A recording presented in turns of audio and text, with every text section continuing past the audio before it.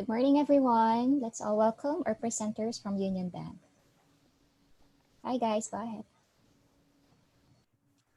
Hi, so good morning everyone. Welcome to the second session of Exploring a Live Online Class. Second session is about preparing digital learning materials to be led by Ms. Janelle Vargas and Sir Ken Cañete. So we hope by the end of the session, you will be able to learn about tips on how to make presentation more engaging and how teachers can present effectively with engaging activities and storage of learning materials. So guys, again, I'm Lirio Castillo. Happy learning, everyone. Go ahead, Miss Janelle.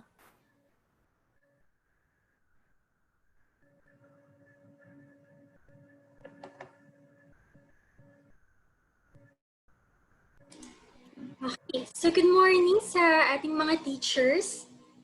For as mentioned by Ms. Lirio, ang topic natin for today ay engaging students in a live online class. So last Wednesday, natutunan na natin or naituro na ni na Ms. Lirio and Ms. Marva yung conference call etiquette, tsaka ano yung mga platforms na pwedeng magamit in online teaching. So for today naman, ang topic natin ay kung paano naman may engaging students on the class itself. Okay? So most of you nakapag-start na ng live online class. Although hindi may kakaila na talagang we are still adjusting in the new normal. So kasi nga yung method of teaching in a normal classroom setup is really different from a virtual or online classroom. So ano-ano nga ba yung mga problems, yung mga common problems na na-encounter natin in a live online class? I'll show you a short video. So this is just good for mga 5 minutes.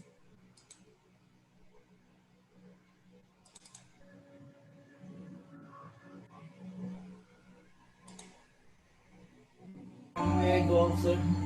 Thank you, sir.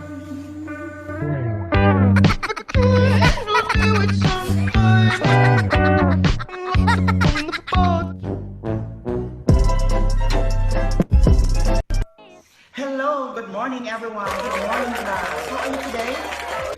Well, it's nice to hear that you are all good and fine. Okay, so there are those students who haven't logged in yet. Okay, where is Jack Rocacorba? Okay, good. Okay, he has already logged in. Mary G. Elmas, okay, he's in. Okay, Crispin, where is Crispin? Okay, so everyone is already around, so we will now start our class. Okay, so class.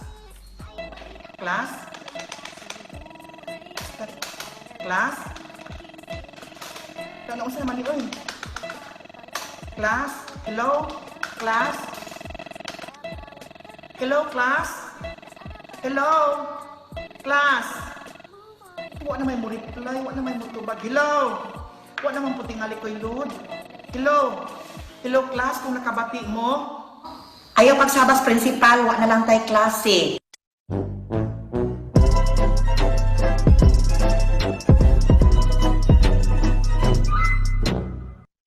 So our topic for today is all about volcano.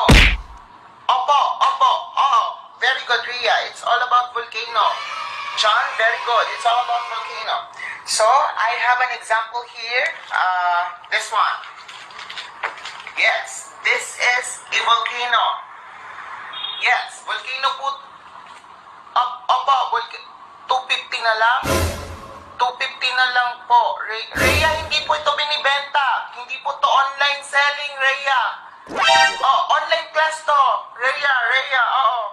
Anong PM? Anong 250 na lang? Hindi to binibenta. Oo. Model lang to ng volcano sa klase natin, Rhea. Oo. Hindi po to online. Bakit may nakapasok dito na nanay? Madam, klase po to. Opo, volcano po to. Hindi po to cake. Hindi po to chocolate cake. Opo. Volcano po. Volcano nga po. Volcano ba?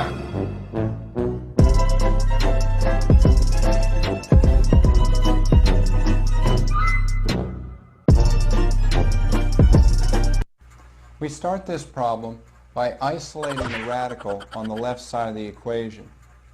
So subtracting 6 from both sides we have the square root of x equals x minus 6. Next, to get rid of the radical, we square both sides of the equation. And notice that on the right side of the equation, the x minus 6 squared must be thought of as x minus 6 times x minus 6. So we have x equals x minus 6 times x minus 6. And foiling the right side, we have x equals x squared minus 12x plus 36. Remember that when an equation has a squared term in it, we must set the equation equal to 0, then factor. So our next step is to move the x to the right side by subtracting x from both sides of the equation to get 0 equals x squared minus 30. Okay. So, yun. So, may mga nabasa ako sa chat natin na talaga nakaka-relate sila doon at sinasabi nga nila na talagang nangyayari yun in a live online class or kahit sa mga online presentations talaga. So, gusto ko rin sanang makuha yung feedback nyo. Kasi diba, iba yung kasi meron tayong mga methods na ginagamit in a live online class, kaya ng mga yung mga models, katulad nga na yung sa volcano, and then minsan in a live online class, naisulat natin sa board yung mga tinuturo natin na topics. Pero in a virtual class, hindi kasi siya applicable. Pero sa inyo, ano yung mga ginagamit nyo na strategies para ma-engage yung mga students in a live online class? So, pwede kayong mag-login sa menti.com. Then, gamitin nyo lang yung code na 722546 para mailagay nyo yung sagot nyo.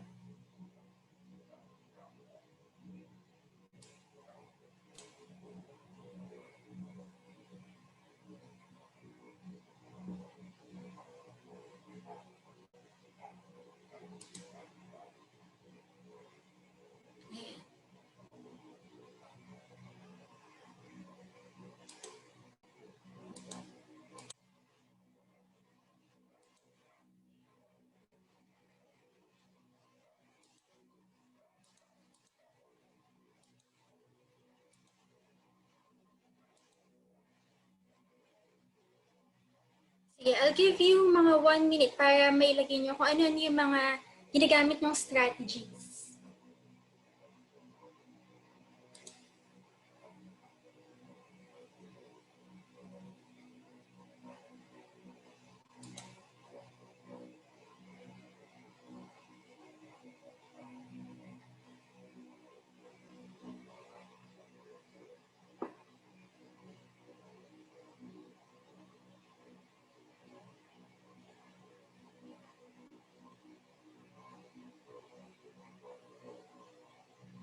Ayan. So, pwede kayong mag-login, menti.com, search nyo lang, and then, ang code natin is 722546.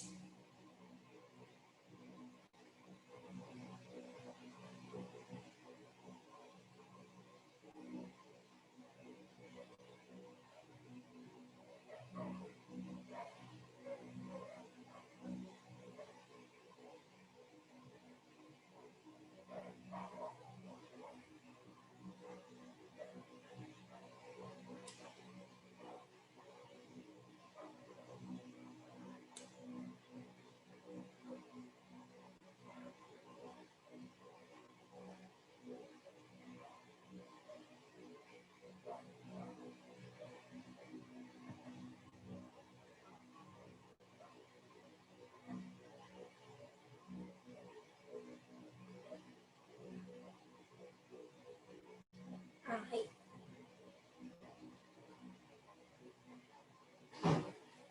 Okay, so marami na tayong nakuhang responses. So, ayun nga. Tama yung mga sinabi ng iba.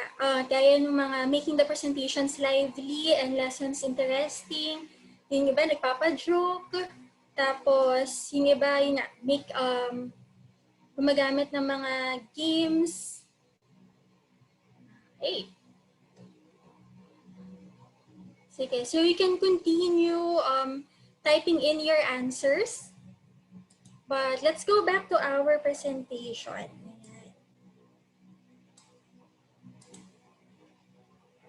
So ito naman yung mga iba pang tips or ito yung mga components na na-identify ko on how you can engage students in a live online class. So presentation, interaction, accountability, and intrinsic motivation. So first, sa presentation, may mga nagsabi kanina na create presentation materials na lively, na interesting. So bukod sa MS PowerPoint, pwede kayong gumamit ng canva.com gaya ng gamit ko ngayon dahil may mga templates na dito na available. So meron din dito yung prezi.com. Sige. So yung iba sa inyo, probably familiar na sa Prezi. May nakita rin ako na isang feature ng Prezi na interesting na pwede nyo i-explore. Ito yung Prezi video. So just like in a live class, pwede nyo gamitin ito para mag-appear yung content na fina-flash nyo beside you. So parang tinuturo nyo rin siya side by side. Ayan. And then, so of course in your presentations, you have to limit the amount of text and you can use pictures in place of text then. So, ang isa sa parang naging concern din natin, meron kasing mga pictures online na kailangan pa ng parang hindi mo siya kailangan na may license pa. So, here I'm showing you on Splosh.com, free resource siya for stock photos. Para hindi nyo na kailangang mag-worry about yung mga license. So, when choosing context or pictures, go for pictures. Pero if you have the option to use moving pictures, you can go for GIF, gaya nitong nasa baba. So ito yung example ng picture natin. Ito yung GIF na moving. Pwede rin na videos. Para meron na rin siyang kasamang sound. So you can also use mix of video, text, and audio. You can also bring in guest speakers para yung pag i-invite natin ng guest speakers, actually mas madali na siya ngayong online. Kaya para makakuha pa kayo ng, or para maiwasan yung sawa factor, at least meron tayong iba pang guest speakers na knowledgeable din in certain fields. Like for example, if you're talking about psychology, so you can also invite psychologists in your talk para meron din mga additional knowledge pa. Another thing is interaction. So we as human beings, we are social beings, and hindi natin may kakaila na yung pandemic talagang naapektuhan yung interactions natin, yung socializations natin with other people, na meron pa tayong feelings of isolation. So, kung tayong mga adults nararamdaman na yun, what more pa yung mga students natin? Kaya yung mga teachers, as the second parents, tayo yung parang first touch point din ng students para matuto or ma-encourage sila na matuto pa. Based on a study in social neuroscience, yung mga students, mas natututo sila if they are emotionally or physically regulated, pag nafe-feel nila na connected sila with other people, at pag meron silang opportunities for meaningful engagement. So during a live online class, pwede kayong mag-share ng positive message, gaya ng quotes, songs, videos, para mas ma-motivate yung mga students nyo na matuto, or para at least can start on a positive note.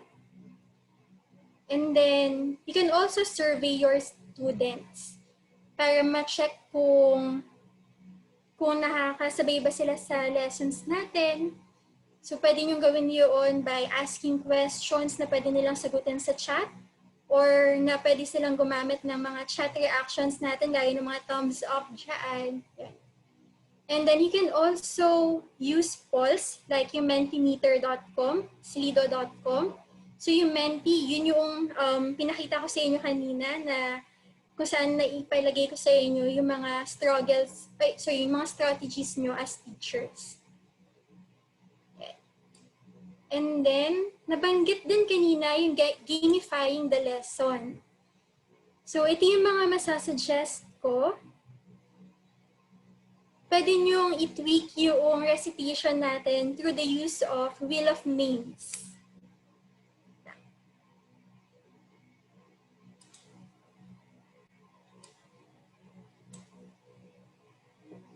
Ayun, so for example, ito, yung sa wheelofnames.com,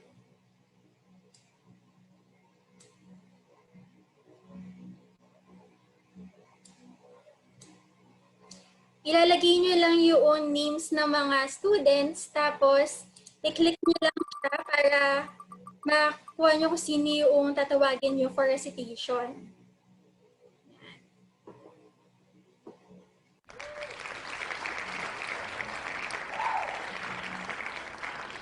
Ayan. So another strategy na pwede nyo magamit ay yung mga interactive worksheets natin. So, pwede nyo gamitin dyan either yung whiteboard, yung Jamboard, pwede rin actually yung Microsoft PowerPoint Online. So, gaya nito. Madali lang siyang gawin, pero pwede mo siyang i-share sa mga, pwede nyo itong i-share sa mga students nyo para sila mismo makatry na ng activity with you, diba? So katulad nito, naglagay lang ako ng 2 panels, animals and plants, tapos pwede nyo ipasort sa kanila to. So, ganyan. Pag shinare nyo siya sa mga students nyo, pwedeng sila mismo yung magsusort. That's an example of interactive worksheet.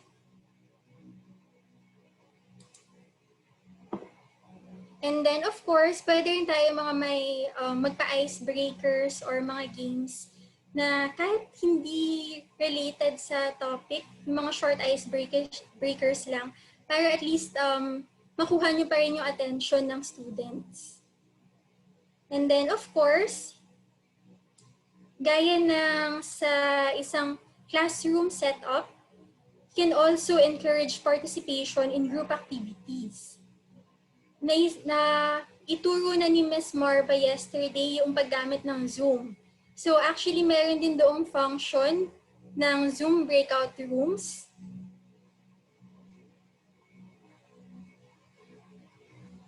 Ayan. Meron din doong function ng Zoom breakout rooms na para ka rin gumagamit na katulad nito. Nasa isang whole session tayo as a class, and then pwede nyo silang i-divide into smaller groups para magawa nila yung mga group projects or mga group activities. Okay. And then sa Zoom breakout room, pwede nyo rin na mabisita bawat breakout rooms para makita kung ano yung progress ng bawat group.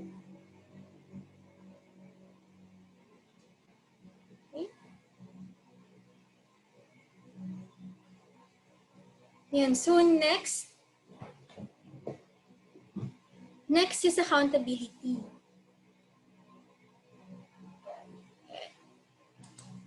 So of course, sa isang virtual class kasi talagang it really entails trust and parang you really have to trust your students na talagang ginagawa rin nila yung mga pinapagawa niyong assignments or mga group projects or as simple as na talagang nag-a-attend sila sa mga classes natin.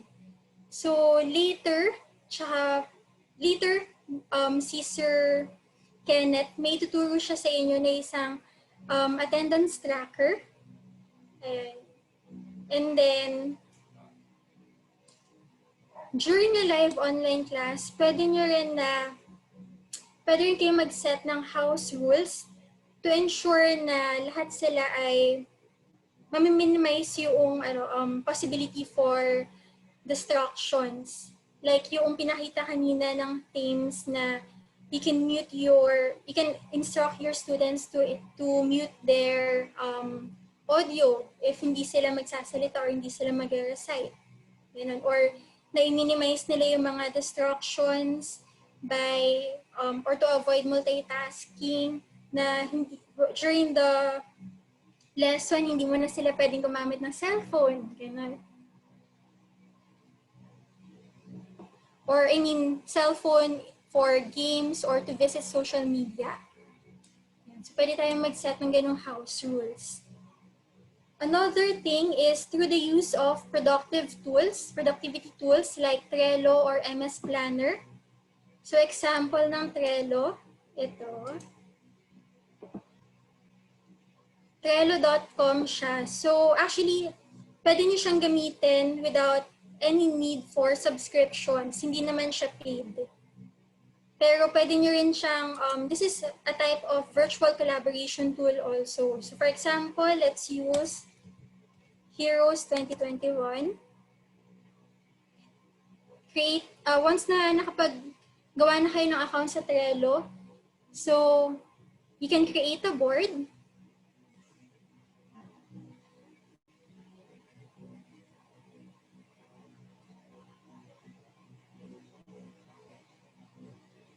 And then dito, for example, pwede nyo i-change din yung background.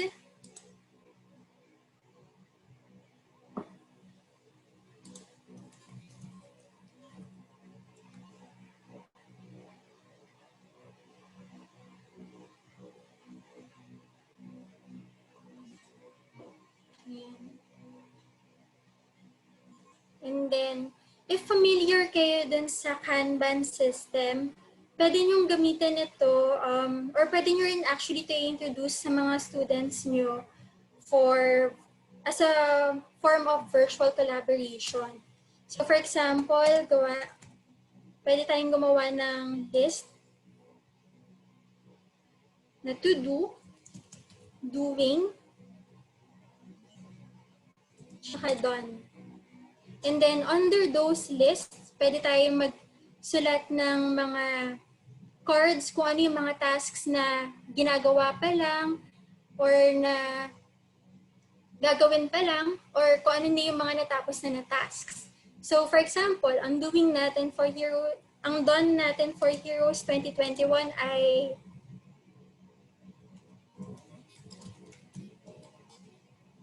done creating a deck for presentation. And then, ang doing natin ay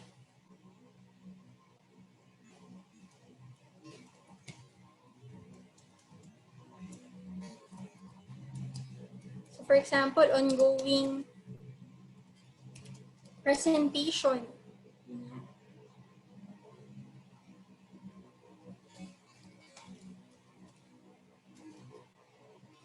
Yan. And then, kung kunwari ito, tapos nyo na siyang gawin, pwede nyo rin siyang i-transfer dito sa done na. And ito, pwede, hindi lang siya, since na-mention ko na virtual collaboration tool siya, so pwede nyo rin itong i-share sa mga students para nakikita nyo kung ano yung mga nagawa na nila, kung ano yung mga kailangan pa nilang gawin. And pwede rin itong ma-share ng pwede rin gumawa yung mga students natin ng sarili nilang boards na pwede nilang i-share din sa mga group mates nila. So, ang purpose nun is for them to set their goals, to monitor their progress on their tasks, and of course, to calendar the deadlines para hindi nila mamimiss out yung mga kailangan gawin.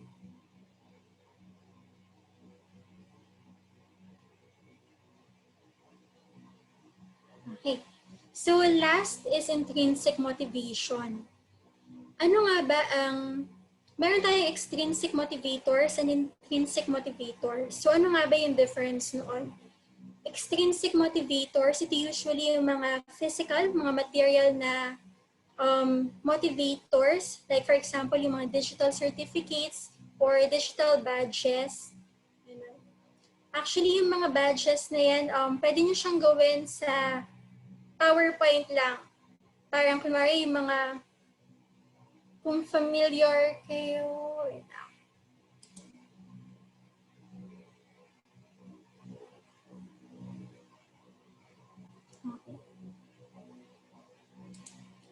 sige, so,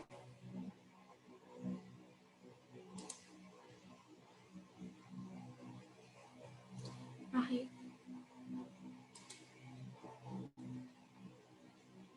Sige, so as I've mentioned, pwede nyo siyang gawin sa PowerPoint lang na, kunwari, magka-create kayo ng picture ng isang magandang picture na nakalagay doon na parang good job, ganon, or kung ano man yung achievement ng students nyo. So for sure, ma-appreciate na nila yun kasi it is a form na parang ina-acknowledge nyo yung mga nagawa nila. So while that is effective, yung mga extrinsic motivators para ma-acknowledge or may pakita ng mga students yung galing nila in a certain field or in a certain topic, mas matagal ang effect kung intrinsic motivators ang in-nurture natin. So intrinsic motivators, like parang ipapakita nyo sa kanila yung sense o yung purpose ng nagawa nila or kung bakit pa nila na-achieve yung certificate na yon or yung badge na yon. So for example, pwede nyong i-instill sa kanila yung kahalagahan ng knowledge and skills para sa future nila na magagamit nila yung to help the community, to help their future employers once na nag-work na sila. Yeah.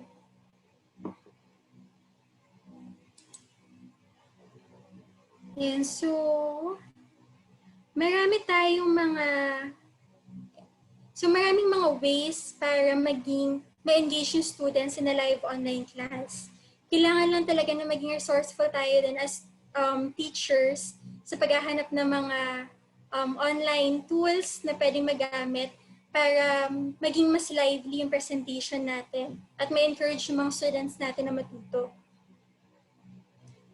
So before I end my presentation, I'd like to share a quote from Leo Buscaglia. So too often, we underestimate the power of a touch, a smile, a kind word, a listening ear, an honest compliment, or the smallest act of caring, all of which have the potential to turn a life around. So as I've mentioned kanina, as teachers, tayo yung parang second parents ng mga students na malaki talaga yung magiging impact natin sa future nila. Kaya as teachers, we have to assess ourselves also kung paano natin na-deliver yung mga topics na gusto nating matutunan nila. So for example then, kung kayo kasi nafe-feel nyo na anxious kayo dahil hindi kayo prepared enough sa topic or hindi prepared yung mga files na gagamitin nyo in a live online class, so mafe-feel yun ng mga students natin. Kaya kailangan beforehand pa lang, relax, i-prepare nyo na lahat ng files, i-open nyo na yung mga browser tabs na kailangan, and kung sakali man na to help you also na maging prepared sa live online class, pwede rin kayong gumamit ng notepad na kung saan pwede nyo mailagay yung agenda nyo for today para mag-guide din kayo sa magiging flow ng class. And then of course, maintain eye contact, maintain a friendly tone, make sure to speak clearly, and always do a checkpoint on your students. Okay. So I'll turn you over to Sir Kenneth to discuss naman yung iba pa nating topics kung paano nyo masustore yung mga learning materials at na pwede nyo rin gamitin for submission purposes ng students natin ng mga projects nila or ng mga assignments nila. So, Sir Kenneth? Okay. Thank you, Ms. Janelle. Good morning, teachers. So today, I'll be sharing with you yung storage of online learning. So storage materials of online learning. So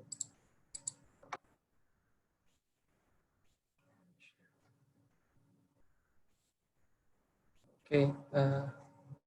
Again, so basically, the topic will cover the storage na kailangan ng mga teachers or students for them to engage din sa online class for the submissions. Halimbawa, yung mga school papers or mga essay na need i-submit. So here, we can have a storage online that can be interactively accessed by the teacher and the students also.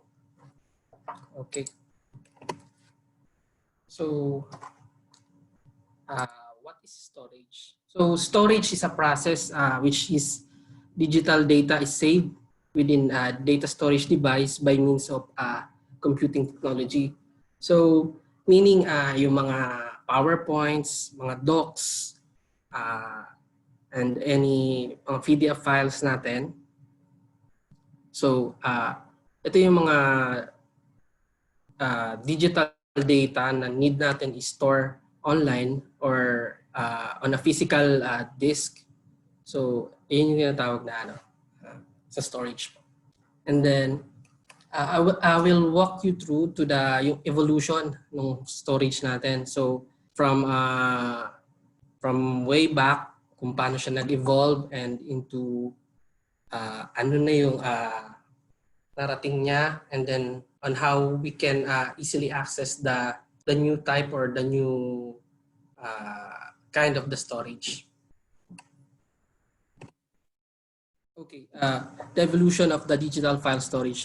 Previously, way back mga 90s pa siguro. So, nung college kasi ako, naabutan ko pa to yung mga floppy drives. So, ganun na kalayo yung na-evolve nito. So, siguro sa mga teachers, nakabutan nyo sigurado to.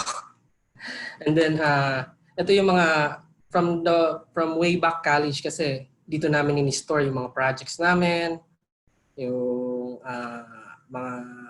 yung sa programs. Since I'm a IT students, so lagi namin siyang ginagamit for saving of files, yung mga computer programs, kung saan kami nagko-code, dito namin in-store. So, useful talaga sa amin to before.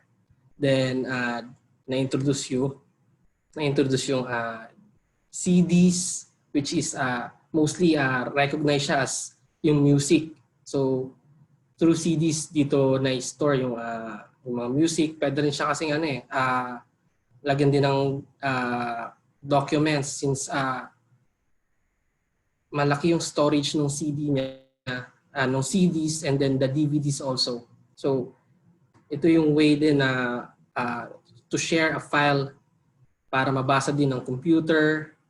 Then the next is the USB drive o yung pen drive tinatawag. So dito naman mas lumaki yung storage capacity niya since nag-evolve na siya from the CD to USB pen drive. Ang minimum nito depende rin sa sa brand. So lately kasi meron na siyang 1 terabyte ng data capacity. So napakalaki na on a small USB drive. So kaya mo mag-store onto 1 TB or 1 terabyte. Then also we have the external hard drive. So ito mas malalaking storage capacity nito since malalaking disk yung nasa loob nito. So it can store almost 10 to 20 TB. It depends also on the brand. So may mga manufacturers tayo na who can manufacture way above that kind of storage capacities. So and then ito yung current natin ngayon is the cloud storage, which is we can access through the internet. So yung limit naman ng cloud natin, it depends on your subscription kasi mostly there are certain companies or certain website that offer free storage but for a limited capacity size. So minsan nagre-require sila ng additional if you want an additional storage capacity, you have to subscribe. So minsan may mga monthly sila na $10 for an additional of 1 gig or 2 gig. It depends on the subscription. So later on, I will share to you the different some of the different cloud storage na free and na you can explore then.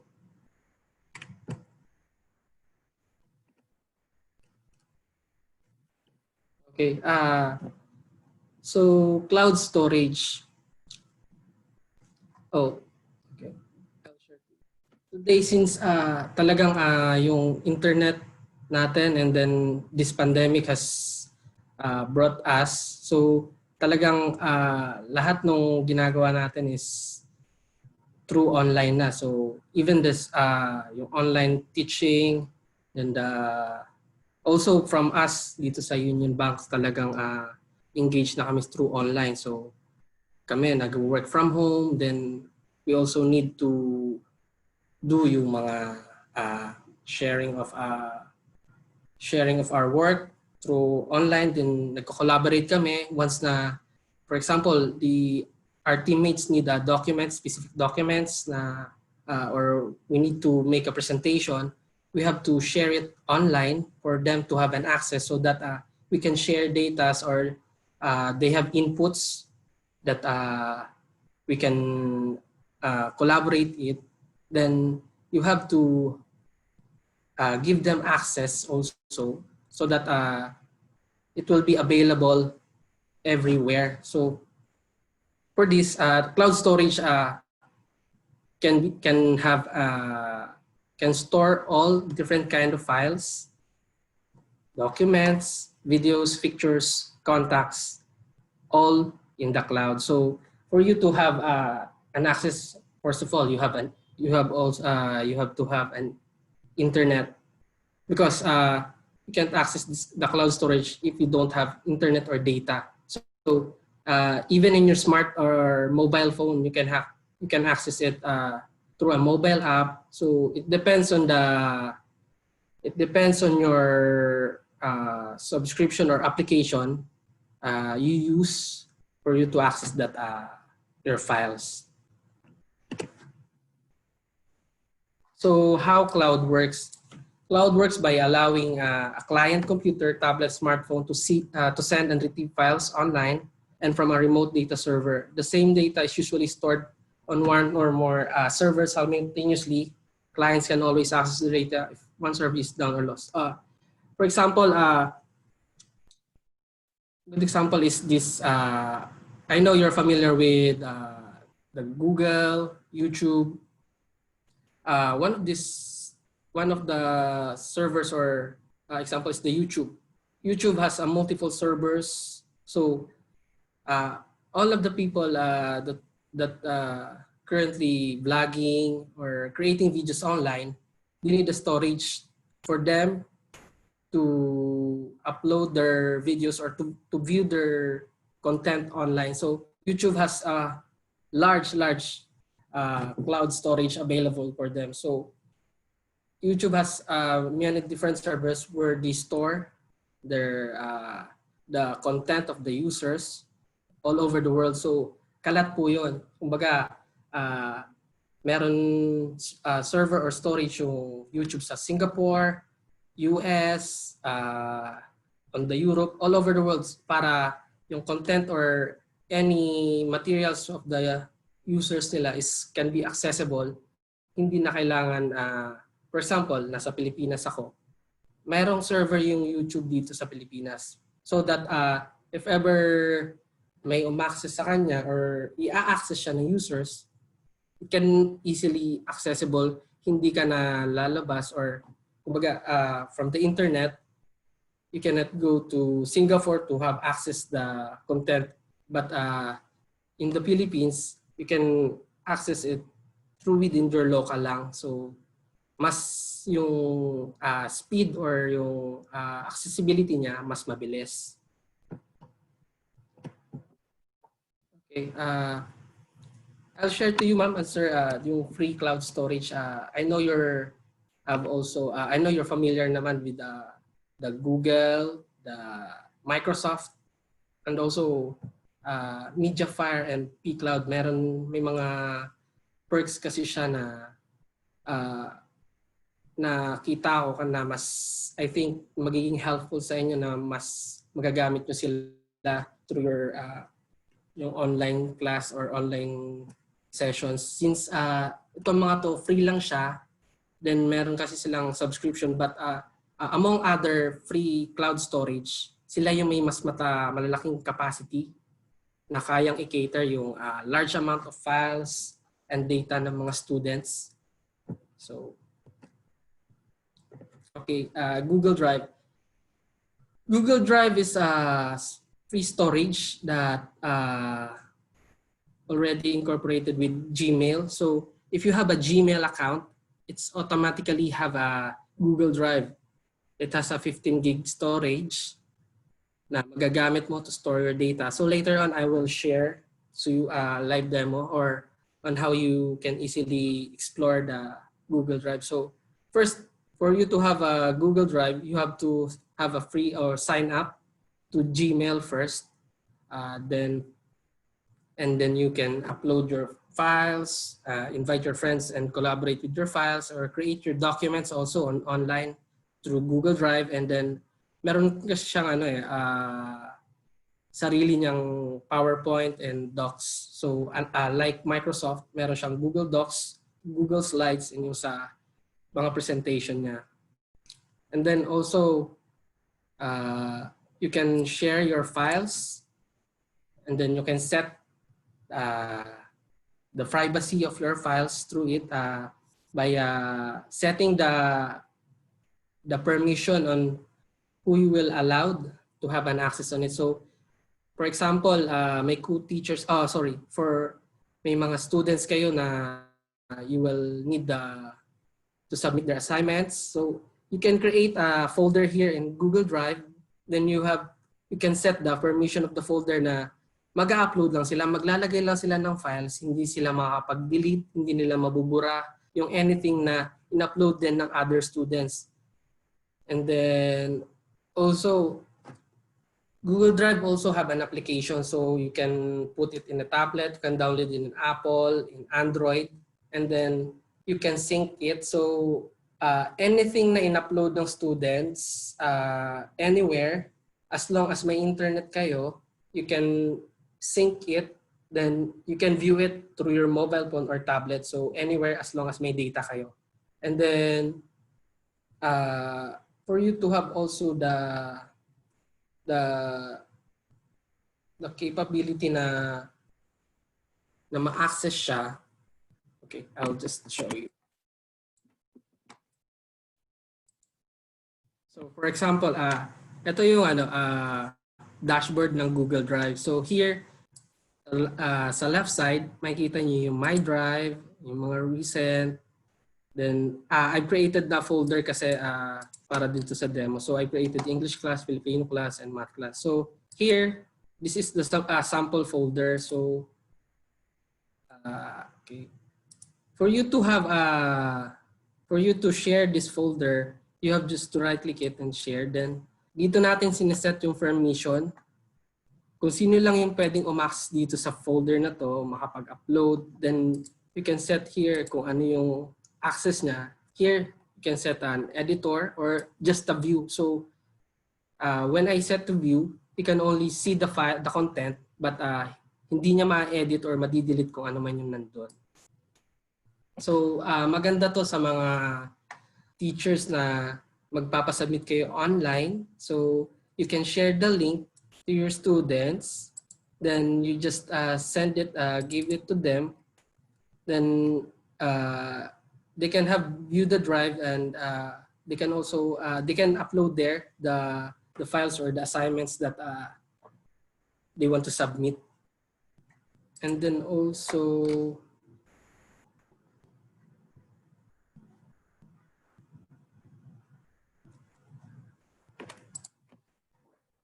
and then, yeah, also the OneDrive, same as the Google Drive, bundle din siya ng Microsoft. So, siya is, once na you have a Microsoft account, magkakaroon ka ng free storage of 5 gig. Unlike the Google Drive na meron siyang 15 gig free, si OneDrive is may 5 gig free lang. So, it's just for personal. For personal use kasi meron siyang 5 gig. Unlike sa amin na sa corporate, we have a 100 gig. It depends on the subscription since corporate account, since corporate yung mga account namin, we have the capacity to have that kind of storage since medyo malaki talaga yung demand namin sa storage since yung emails namin, then other work or work files, doon namin nilalagay for us to have the access anywhere. So, like din ng Google Drive, you can share files or folders, and then by using a link, then you can set kung sino lang yung magkaroon ng access. And then also, it has an application na you can use on your mobile device, Apple device, na you can sync your files from your computer and then going to your tablet. So, same lang sila na features ng Google Drive. And ang pinagkaiba lang talaga na yung for personal na OneDrive, it has a 5 gig storage. And also, built-in na siya kapag may mga Windows 10 PC kayo above. Nandun na yan sa computer settings na you can set your OneDrive. You just have to log in yung Microsoft account nyo. Then automatic, you have the 5 gig storage ready to use once you log in.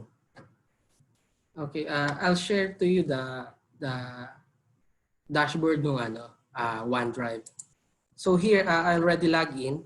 So since I already have a Microsoft 365 account, nandito yung mga apps na available para gamitin. So one of those is the OneDrive. So same lang din ng Google Drive. You can create your folder, then you can share the link. You can set kung sino lang yung you want to have an access or edit. So yung permissions, masiset mo rito. Then also the details, kung sino yung mga uma-access. Makikita nyo dito kung ano na yung ginawa. Halimbawa ako, nag-upload ako. Makikita ko rito na may in-upload. So, sample lang natin.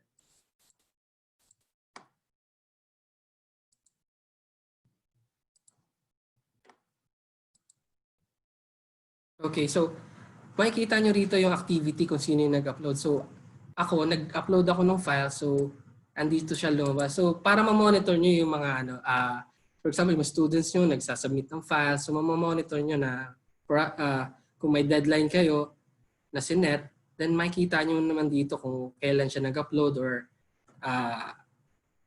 yung time na nag-upload siya. Okay. And then,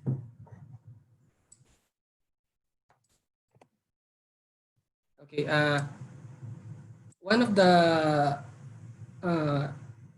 famous rin naman kilala siya sa online storage. So I'm not sure if you're familiar with Mediafire. It's a file hosting, cloud storage provider na popular sa malalaking files na sinishare online.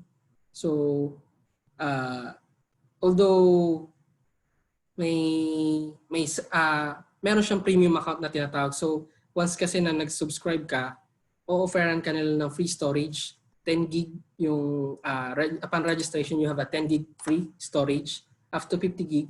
It depends on the on your subscription. Kasi meron silang tinatawag na bonuses eh. Kapag nangyari, meron siyang mga tasks na ipapagawa sa'yo for you to have a free additional storage. So pag na-complete mo yung mga tasks na yun, or halimbawa na-reach mo yung mga sineset nila na task, madadagdagan yung storage mo up to 50 gig.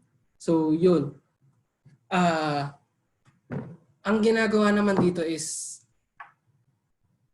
dun sa Mediafire kasi sobrang lalaking file talaga yung hino-host nila up to 10 gig. Depends na lang talaga. Ang kadalasang sinishare dito is mga familiar sa yung mga application, mga videos na you want to share online and you can easily download by a link. Okay, ito yung sample ng Mediafire. So dito kasi mag-ano ka lang din, you need also to register for you to have a free 10 gig storage. So unlike yung Google tsaka OneDrive, it doesn't include yung email kasi dun sa Google tsaka Microsoft naka-bundle yung storage. Dito pure storage lang talaga yung ino-offer nila na services. So kumbaga isang malaking USB lang siya online. So dadagdag siya na madadagdagan if you can fulfill these bonuses na tinatawag nila. So dito, pag nag-upgrade ka, you can have a 1 terabyte. Pag nag-refer ka ng friend, madadagdagan ka ng up to 39 gig. Pag nag-install ka ng mobile app, may 200 MB ka na free. Then pag nag-comment ka yung Facebook, this one, and the Twitter, yan, madadagdagan yung 10 gig free mo. So, it depends talaga kung paano mo siya gagamitin on how you plan to use this storage. Since 10 gig naman siya, medyo malaki na rin siya for typical na mga Word document. So, sobrang daming Word document na masisave nyo rito, PDF, presentation. And then, you can also share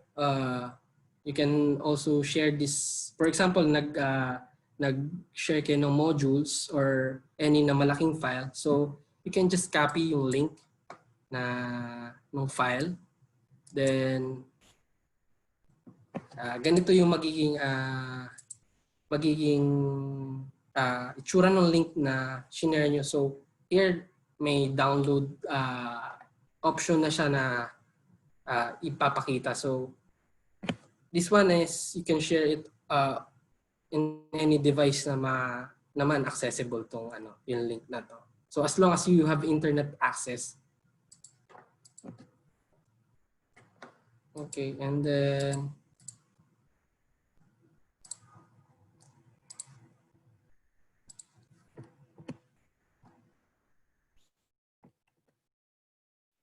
yun.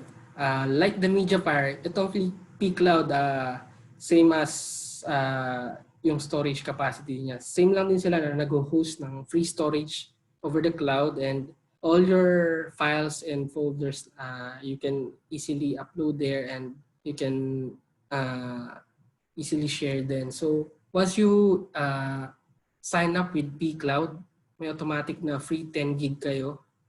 Then same lang din. It also have an mobile application, can access in tablet and mobile, and also in PC. So once na may account ka na sa pCloud, you can also sync your file on your desktop. So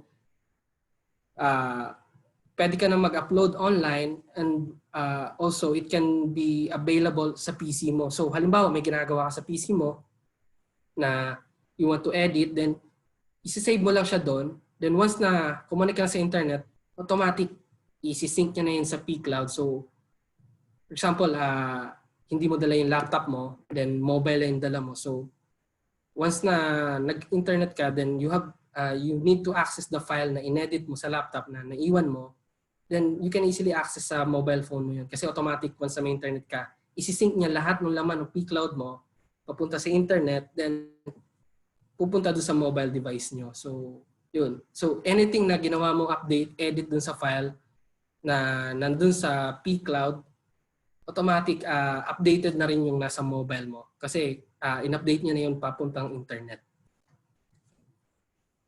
So, ito yung example ng pCloud. So, here also, just like OneDrive, same lang din sila ng dashboard. Para most of most of this free cloud drive na tinatawag is user-friendly yung dashboard. Unlike the straightforward siya, kung gusto mo mag-upload, upload, then automatically makikita mo naman yung file na in-upload mo. And then here, andito na yung file. Then kung gusto mo siyang i-share, magke-create kasi siya ng link. Kung may password encryption, yung expiries ng link, then branding. Ito kasi may mga may bayad na to eh. So you need to subscribe na. So doon lang tayo sa free kasi kung yung files nyo naman hindi siya ganun ka-sensitive, you can share it naman through a public link lang. So since yung free lang, dito lang tayo sa free. Then once na kinapin nyo yung link, ito lang i-share nyo or i-email nyo sa students or forward nyo lang sa students. Then yung magiging itsura niya doon kapag dinownload ng students, ganito siya. So either kung yung students meron din P-Cloud, they can select na save to P-Cloud, and then kung merong yung direct download, ito automatic i-download niya sa PC, free to access it local. Okay. So, yun lang yung masishare ko na mga some of the free cloud storage that you can use. It really depends naman on what the purpose of your, on how you will use it. So, marami tayong option, yung Google Drive, yung OneDrive, yung P-Cloud and media storage. So, you just have to think kung ano po ba talaga yung angkop sa need natin. Kasi pwede nyo naman po silang gamitin sabay-sabay. You just have to manage kung since free storage lang siya, may free storage siya na 10 gig. Kung puno na siya, you can create naman dun sa kabilang side, sa kabilang application, then you can re-share the files na in-upload nyo doon. You just have to organize na lang po. And then lastly, upon browsing kasi, we have discussed ni Ms. Janelle na baka may makita ko na parang free attendance tracker or something na yung might help sa inyo. So upon checking sa internet, may nakita kasi kami yung attendance tracker. So free lang siya. Then you can have parang ang nangyari yung attendance nyo na via yung attendance record na via yung manual or yung sinusulatan nyo. Pwede nyo siyang gawin sa online. So meron kasi siyang merong free na website na tinatawag na may attendance tracker. So ginawa talaga siya para sa mga teachers. Kasi nung nakita ko to, yung gumawa nito is asawa niya kasi teacher. So parang nag-isip siya ng way para mas makatulong dun sa misis niya na to have yung mapadali yung pagtatrack ng attendance sa students, yung sa classes, yung sa grades. Actually maraming features. So yung chinek ko lang kasi dito yung sa attendance. So nandito rin yung sa grades, yung students, parents. Pwede nyo kasi ditong yung every students, you have yung profile nila. Pangalan, birthday, saan nakatira, anong pangalan ng parents, then yung mobile number. Lahat yun kayang i-set dito. So, bigyan ko lang kayo ng overview. So, nag-create na kasi ako para lang ma-explore ko siya totally. So, for example, itong si Kenneth C na student. So, dito kasi nandito yung profile niya. Yung info, email address, phone, yung birthday, yung student number, yung grade level. So, ayun. So, kayo ma'am, create na lang kayo ng free account nyo for you to explore this website and application. Baka makatulong sa inyo or might want na mas i-explore pa tong yung website na to. So, ito lang kasi yung na check ko din yung sa attendance. So, as you can see, ngayon October to Friday. So, nag-set na kasi ako ng students. So, dito sa right side, makikita nyo yung pangalan ng students. So, you can tag them na Kung present siya, then absent, tardy, then you can save. So dito kasi lalabas na yung data. So yung tardy, yung present, makikita, papakita niya kung ilan yung tardy, ilan yung present, ilan yung absent during that day. So ayun. If you want to download the files na ma-generate niyo siya kung yung by date. So meron din siyang report generator. Ito yung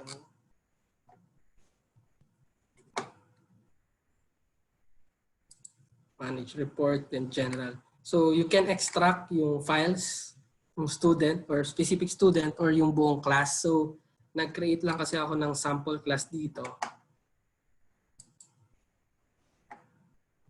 Sorry. Report wizard.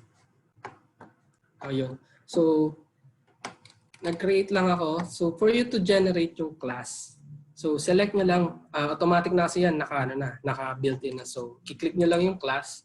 So since technology class yung ginawa ko, select nyo yung technology class, then next. So may option dito, yung attendance, class notes, students notes. So select lang muna natin yung attendance kasi since yun lang naman yung ginawa ko kanina. Then next. So yung option na choose report start and end, ito yung date kung yung kailangan nyo na data. So for example, September 1 to October 30. So set natin September 1, then dito is end natin September 30. Okay, then yung data ng student, attendance, then next.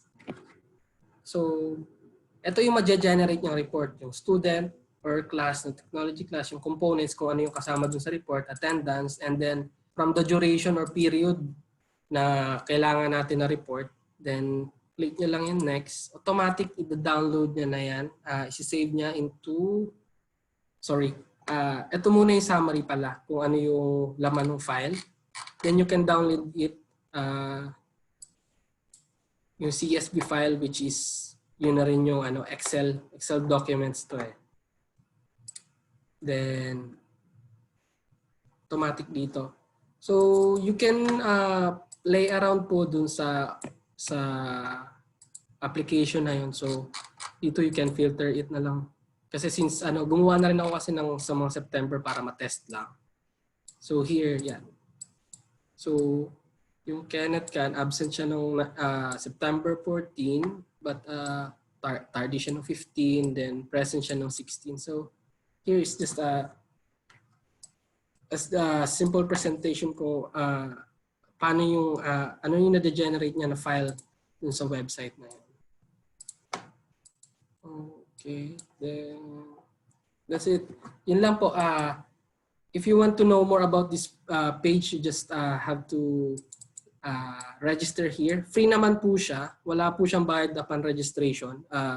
You need to have an email address lang talaga to register. Then, explore nyo na lang po yung loob kasi meron siyang upgrade now for premium. Ito yung may bayad na talaga. Dito may mga extensive features siya na ino-offer na might help din sa inyo. So, for just a simple attendance tracker lang, I think suffice na to yung features niya na dun sa free. Ayun. Also, meron na rin siyang dashboard dito sa labas. So, makikita niyo yung student percentage per day. Ayan, meron na rin siyang percentage. Ayun. I think that's it. That's end my presentation and my demo. I hope you learned something from me and that that can help your online classes and online sessions. Thank you.